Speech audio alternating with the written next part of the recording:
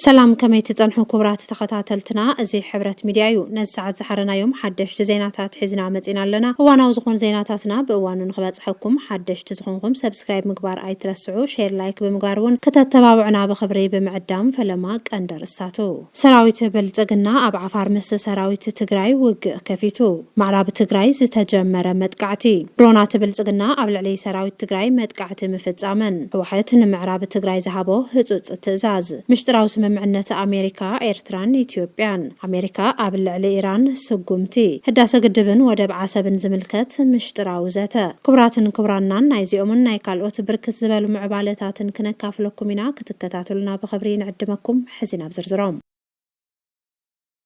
حزيز ترخب حبريتا كم زحبرو ركب إيرتران أمريكان نتقراي عابي عدل حجيمت كم زلو تحبيرو أفريكان كونفيدنشال إيرترا قول فيك أرنا أفريكا تخون حلمي إثيوبيا يفشل تقراي موت إنو خالت تأمت بزبل زوت أوتنتنا نتحزز قبر زلو ركبن حدش السلال فاق أرنا أفريكان نتقراي زتأك من برز قد كم زيكونه يقلت أفريكان كونفيدنشال كم زحبرو إيران نحيلت ممتان مسوحتين كالوت حيلتات أرنا أفريكان زلو ركب إنات أناخرت ممتان أمريكان مشارختان مسمر أيح بحري أب تحت سنسلة إيران المشارختان كي يودق لعل سقات أحدير لنا الله سلازد ما أمريكان مشارختان أب تمسمر بجيوبوليتيكا وقمامت أوسانيت مسخونة إيرترا ستنكر حدنت مفتارنا يهلونا قداي كم زخونة يقلت سلازد ما أمريكا يخون مشارختا إيرترا كاب إثيوبيا زبلت استراتيجيك هاجر مخانا سلاز قمقما دحر حزي دليتات إثيوبيا انتيخونس دليتات إيرترا قدامنت كم زهبا أفريكان كونفيدنشال قليتو أمريكا مس إيرتران إثيوبيا ركبات أناخر كم زلاز قلت أفريكان كونفيدنشال ناي ركب إثيوبيا أمريكان جنان إثيوبيا ببزح من قدتات كم زقود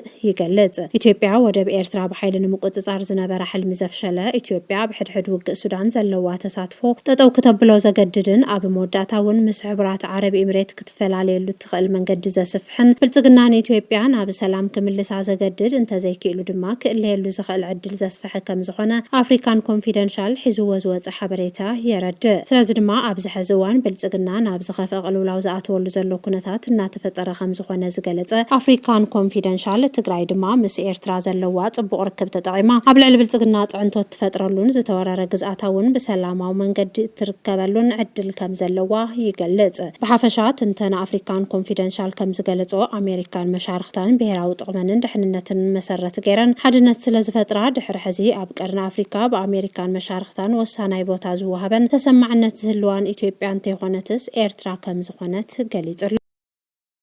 أزي كم زنهالو حدا فلفلات كم زقلتوه داسة قدبن ودب عسبنون أكالت زكاير زلو زات أمريكا إيرتران إثيوبيان كم زخونو يقلتوه اتوم فلفلات كم زقلتوه قبزي كاب داسة قدب زخونت أمت ترخبلو إثيوبيا دما ودب عسب تتكملو خناتات زات على لزات كم زخونن بإثيوبيا يخون بإيرتراغن تقبالنتنا يمركاب عدلو تحت كم زخونن حبيرام زي كم زنهالو كاب كل التزونات عفار سبر زينا تقالحو بعلو حيل سلام تقراينا لزصوع عماط حيل تግራይ بسراويت بلصقنا እናተحገዘ بستفላለዩ ዶባት ትግራይ መጥቃዕትታት ይخፍት ከም ዘሎ እናተጸብጸበ ጸኒሕዩ በመሰረት ሓበሬታ ኢትዮኒውስ እቲ ሓይሊ ብፍላይ በخلተ አንፈታት ዓፋር ብድሮን ዝተحገዘ መጥቃዕትን ተኸፈተኳ ብዙሕ ክሳራ በጽሕዎ ንድሕሪት ክምለስ ከም ዝተገበረን ሰራዊት ትግራይ በአንጻሩ ኣብ ክልተ ዞናት ዓፋር ብዙሓት ወረዳታት ከም ዝተቆጻጸረን ተፈሊጥሎ ነዚ ስዒቡ ድማ ሰራዊት ትግራይ ምስቶም ኣብ ክልል ዓፋር አንጻር ብልጽግና ዝቃለሱ ሓይልታት ክራኸቢው መስመር ጅቡቲ አዲስ አበባውን ከዓጾዩ በመባል حزي بلصقنا بلعل سراويت تግራይ መጥቃዕት ከም ዝኸፈተ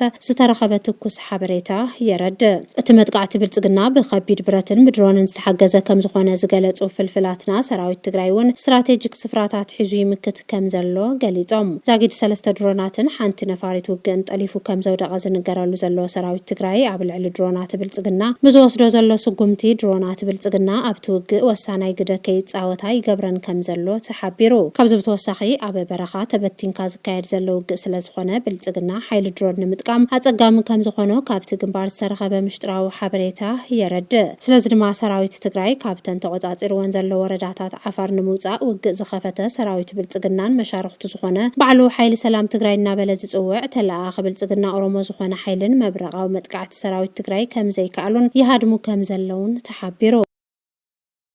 ስለዚ ድማ ሰራዊት ትግራይ ኣብተን ክልተ ዞናት ዓፋር ግዝኣቱ እናስፍሐን እንትኸውን ኣወል 40 ብዛዕባ መጥቃዕቲ ሰራዊት ትግራይን ምቁፅፃር ግዝኣት ዓፋርን ከውፅኦ ሓሲቡ ዝነበረ መግለፂ ብኣብይ ኣሕመድ ጠጠው ከብል ከም ዝተገበረ ዝተረኸበ ሓበሬታ የረድእ። ሰራዊት ትግራይ ዝኹንን መግለፂ ኣወል 40 ጠጠው ዝበለሉ ምክንያት ድማ ሰራዊት ትግራይ ደፊኡ ኣትዩ ዝብል መግለፂ ንብልፅግና ከቢድ ፖለቲካዊ ክሳራ ክፈጥር ይኽእል እዩ ብዝብል ከም ዝኾነ ተሓቢሩ። እዚ ከምዚ እንዳሃለወ አንድ ኣፍታ ሚድያን ካልኦት ሚድያታትን ሒዞንኦ ዝወፀ ሓበሬታ ከም ዝገልጾ ኣብ ምዕራብ ትግራይ ከቢድ ውግእ ይካየድ ከም ዘሎ ሓቢረን። እቲ ውግእ ኣብ መንጎ በዓሉን ሓይሊ ሰላም ትግራይ እናበለ ዝፅውዕን ሰራዊት ትግራይን ከም ዝኾነ ዝገለጸት አንድ ኣፍታ ሚድያ ይኹን እምበር ሰራዊት ብልፅግናን የተከዘዘብ ዝበሃል ጽንፈኛ ሓይሊ ኣምሓራን እውን ይሳተፉ ከም ዘለው ገሊጻላ። አንድ ኣፍታ ሚድያ ወሲኻ እቲ ተልእኾ ብልፅግና ኦሮሞ ንምዕዋት ዝቃለስ ዘሎ ሓይሊ ሰላምን መሻርክቱን ወረዳ ጸለምቲ ዲማ ማይ ጸብርን ብዙሓት ግዝኣታት ወልቃይትን ከም ዝተቆጻጸረ ሓቢራላ። እዚ ግንባር ሰለስተ እናተባሃለ ዝፅዋዕ ዓማጽ ሓይሊ ብሰራዊት ብልፅግናን ጽንፈኛ ሓይልታት ኣምሓራን እናተደገፈ ብዙሓት ግዝኣታት ሰሜን ምዕራብ ትግራይ እናተቆጻጸረ ከም ዝርከብ አንድ ኣፍታ ሚድያ ሓዊሱ ካልኦት ሚድያታት እናጸብጸባ እንትኾና እኳ ብወገን ትግራይ ዘለው ሚድያታትን አክቲቪስታትን ግና እቲ ሓይሊ እቶም ዝበሃል ዘለው ግዝኣታት ምዕራብ ትግራይ ከም ዘይተቆጻጸሮምን ካብ ሓቂ ዝረሓቐ ፕሮፓጋንዳ ብልፅግና ከም ዝኾነን እናገለጹ ይርከቡ። እዚ ከም ዝናሃለወ ኣሜሪካ ኣብ ልዕሊ ኢራን ወታደራዊ ስጉምቲ ንምውሳድ ኣብ ጫፍ ከም ዝበፅሐት እናተገልጸ እንትኸውን ኢራን ብወገና ኣሜሪካን እስራኤልን ኣብ ልዕሊ ዳግማይ መጥቃዕትን ተኸፊተን ኒኩለር ከማዕብልየ ክትብል ኣጠንቂቓላ። ኣሜሪካ ነቶም ብኢራን ዝተላኹ ናይ ድርድር ነጥብታት ሙሉእ ብሙሉእ ዝነፀገቶም እንትኸውን ኢራን ብወገና ዝለኣክኹም ናይ ድርድር ነጥብታት ሰላም ንኸስፍን ካብ ዘለኒ ድሌት ተላዒለ ብየዋህነት ዝለኣክዎ እዮም ክትብል መልሲ ሂባላ። ኣሜሪካ ምስ ኢራን ኣብ ስምምዕነት ከም ዘይብፃሕ ስለ ዝተረድአት ቻይና ንኢራን ትገብሮ ዘላ ድጋፍ ጠጠው ክተብል ዝከኣለሉ ኩነታት ንምዝታይ ፕረዚደንት ትራምፕ ናብ ቻይና ከም ዘቕንዐ እናተገለጸ ይርከብ። ኢራን ብወገና ክኽፈት ንዝኽእል መጥቃዕቲ እኹል ምድላዋት ገይረ ኣለኹ እናበለት ከም ዘላ ፍለጥ እንትኸውን ዘቐመጥኽዎ ቅድመ ኩነት እንታይ ተማልአ ምስ ኣሜሪካ ደጊመን ድርድር ኣይቕመጥን ክትብል ኣፍሊጣላ። ፋርስ ኒውስ እትበሃል ምስ ሰበስልጣን ኢራን ርክብ ዘለዋ ሚድያ ሒዛቶ ዝወፀት ሓበሬታ ከም ዝገልጾ ኢራን 5 ቅድመ ኩነታት እንታይ ተማልኡ ናብ ካልኣይ ዙር ድርድር ኣይቐርብን ክትብል ነታ መደራደሪት ዝኾነት ፓኪስታን ከም ዝነገረታ ተሓቢሩ። እቲ ኣብ መንጎ ኣሜሪካን ኢራንን ዝካየድ ዘሎ ቀጥታዊ ዘይኮነ ድርድር ብተለኣኽነት ፓኪስታን ዝካየድ ዘሎ እንትኸውን ኢራን ናብ ድርድር ንምቕራብ እዞም ዝስዕቡ 5 ነጥብታት ከም ቅድመ ኩነት ንኽመልኡ ከም ዘቕረበት ፋርስ ኒውስ ገሊጻ። እቲ ቀዳማይ ኣብ ኩሎም ግንባራት ዘሎ ጦርነት ጠጠው ክብል ብፍላይ ድማ ኣብ ሊባኖስ ዝካየድ ዘሎ ኩናት ጠጠው ክብል፣ ካልኣይ ኣብ ልዕሊ ኢራን ዝተቐመጡ ማዕቀባት ክለዓል፣ ሳልሳይ ተዓጊቱ ዘሎ ገንዘብ ኢራን ምልቃቕ፣ ራብዓይ ብኩናት ንዝበፅሐ ዕንወት ካሕሳ፣ ሓምሻይ ኢራን ኣብ ሆርሙዝ ዘለዋ ሉዓላውነት ኣፍልጦ ምርካብ ዝብሉ እንትኾኑ ኣሜሪካ እዞም 5 ነገራት ኣቐዲማ እንተዘይፈፂማ ንኻልኣይ ድርድር ኣይቕመጥን ክትብል ከም ዘፍለጠት ፋርስ ኒውስ ገሊጻ። እዚ ከም ዝናሃለወ መጻብ በሆርሙዝ ብኣሜሪካን ኢራንን ተዓጽዩ ስለ ዘሎ እቲ ናይ ነዳድ ቀውሲ ቅጽል ከም ዘሎ እናተጸብጸበ ይርከብ።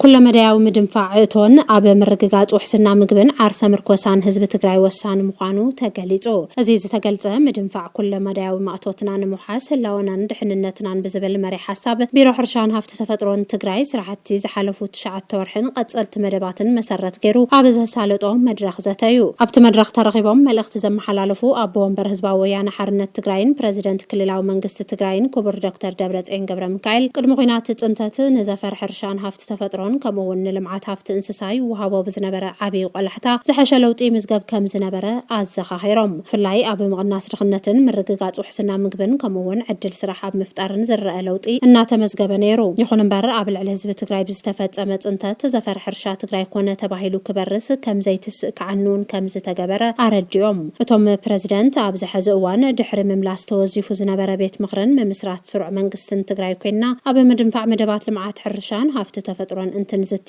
ትግራይ ገጢምዋ ካብ ዘሎ ሰላሕታዊ ጽንተት ንምድሓን ትኹረት ዝገበረ መደባት ክንፍጽም ከም ዘለና ምርዳእ ይግባእ ኢሎም። ብመሰረት እዚ መንግስቲ ትግራይ ብመንጽር ምውሓስ ዓርሰ ምርኮሳ ፍርያትን መፍረያይነትን ሕርሻ ንምዕዋት ብግዜ የለን መንፈስ ክረባረብ ከም ዝግባእ እውን ገሊጾም። ሓላፊ ቢሮ ሕርሻን ሃፍቲ ተፈጥሮን ኣይተ ኣለም ብርሃን ሃሪፈዮ ብወገኖም ኣብ ዝሓለፉ 9 ኣዋርሕ መፍረያይነት ልምዓት ዘራእቲ ሃፍቲ ተፈጥሮን ሃፍቲ እንስሳን ብምጉልባት ሰፋሕቲ ስራሕቲ ከም ዝተሰርሑ ኣረዲኦም። بمسرة زحز زلو ጭቡጥ ነባራዊ ኩነታት መሰረት ብምግባር ቅድመ ምድላው መደባት ፍርያትን መፍረያይነትን 2018 ማእኸል ዝገበረ ተግባራዊ ምንቅስቃስ ይግበር ከም ዘለውን ገሊጾም ነዚ ድማ ዘለው ዓቕምታት ኣብ ምውዳብን ምውፋርን ዘለው እታወታት ሕርሻ ብእዋኑ ናብ ኢድ ሓረስታይ ክበጽሑ ኣብ ምግባርን ምልዓልን እናተሰርሐ ከም ዝጸንሐ ሓቢሮም ኣብ ክልል ዘለው ወድዓዊ ኩነታት ኩለ መዳይ ምድላው ብምግባር ፍርያትን መፍረያይነትን ምዕባይ ቀዳምነት ከም ዘለዎ ዝገለጹ ኣይተ ዓለም ብርሃን ኣብ ኣፈጻጽማ መደባት ትሽዓተ ወርሒ ዝነበሩ ጥንካረታት ንቅድሚት ብዝወስድን ዝነበሩ ግድፈታት ድማ ብዝፈትሕን መልክዑን ምትግባር ካብ ላዕሊ ክሳብ ታሕቲ ዘሎ መሓውር ተዋዲዱ ክሰርሕ ድማ ጸዊዖም ክብራትን ፍትዋትን ተኸታተልትና ንሎም ዝሓዝናዮም ሓደሽትን ኣገደስትን ሓበሬታታት እዚኦም ይመስሉ ኣብ ቀጻሊ ብኻልኦት ሓደሽትን ኣገደስትን ሓበሬታታት ክሳብ ንራኸብ ንቻነልና ሼር ላይክ ሰብስክራይብ ብምግባር ቤተሰብ ሁኑ